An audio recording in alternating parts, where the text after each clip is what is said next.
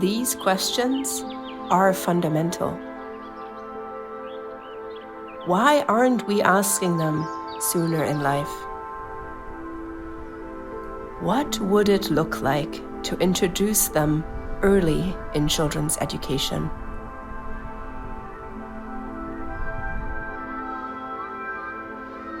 When I finished my education and graduated from college, that's what was missing.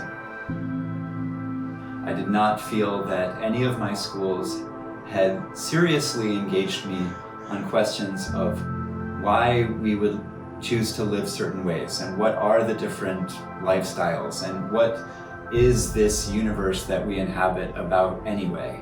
A very philosophical question, but something that I think on some level everyone struggles with.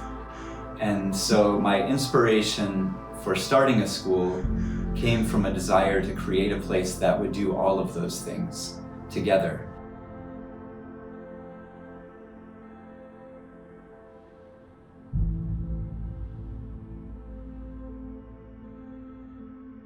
Transformative learning is obviously about change. Childhood is full of change. Childhood is full of a natural amount of transformation.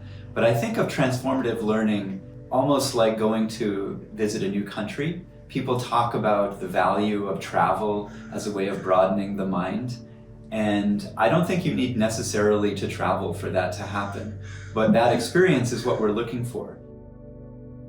Transformative learning is when we really get to know who we are ourselves, how we relate to the world, and how we learn, and how we can become the best versions of ourselves.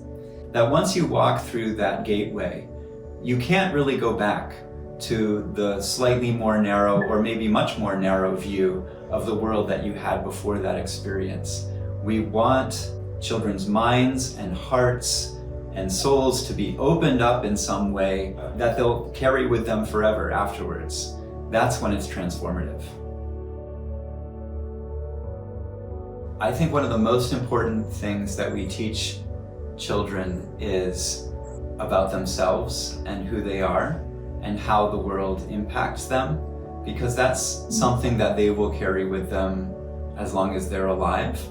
And the earlier they start to understand those things, the earlier they start to see the patterns of what happens and how to best take care of themselves, how to best meet various challenges, the more satisfying their lives will be. To give them experiences where they don't know what to do at the outset and they have to figure out how to deal with this very surprising and very unpredictable situation. That's preparing them for an unknown future. That's giving them the inner resources to deal with a lot of ambiguity and a lot of anxiety, and to come through it strong and to be able to meet those challenges. And God knows we're facing those challenges now.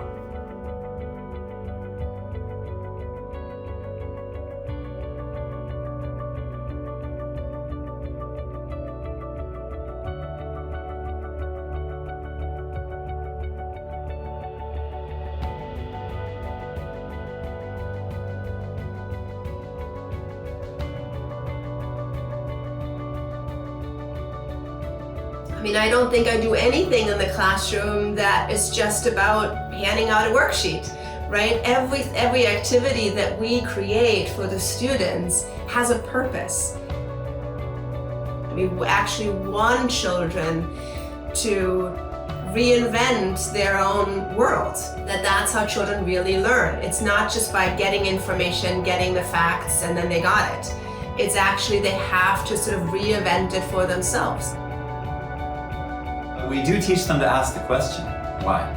Asking children to decide why they're doing something or why something happened, and to come up with their own answers and to debate those questions is to prepare them for a very mindful engagement with their lives and with the world in the future.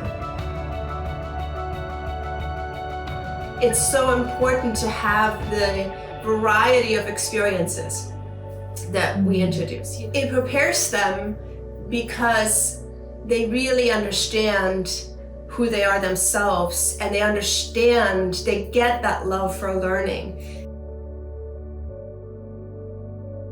The role of love in education is profound, and it's surprising in a way how little that's spoken about. And I think it's partly because of some of the attitudes that people are taking about making education more efficient and more mechanical. But at our school, it's built in fundamentally. Where there's love, there's life. And so to me, love is essential. Love is a key ingredient. Another very important thing that we want children to understand is that learning can be an extremely joyful experience. I don't ever want them to fall into that thinking of, oh, I just kind of have to do it. I just have to go through the grind. It's really sad to watch that sort of in schools, and parents having to give students that message of, oh, this is just what you have to get through. You just kind of have to do it. And I always think, no, there can be meaningful learning.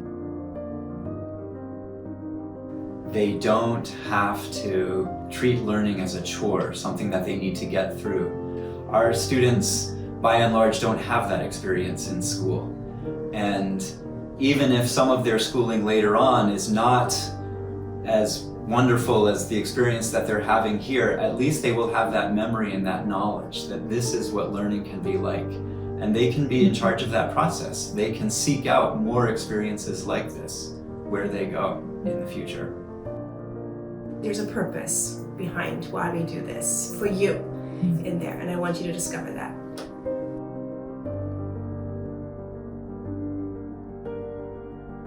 I think I can pretty much say that everyone loves coming to school. And I think it's because of that they have that sense of belonging. They feel that sense of care and love from their teachers, and that's expressed personally to them through the activities, through the classroom environment that we create. My biggest wish for the children at Trū is that they would continue to experience life the way they experience it here, and that they would find those opportunities and seek them out, and that they would see themselves as like a jewel in the world, that they have something very unique and special to give, and they can give that while recognizing the uniqueness and the specialness of the people around them, and that together, like they've done here, they can build a community where all their lives are being enriched through their experiences together. That would be my wish for them.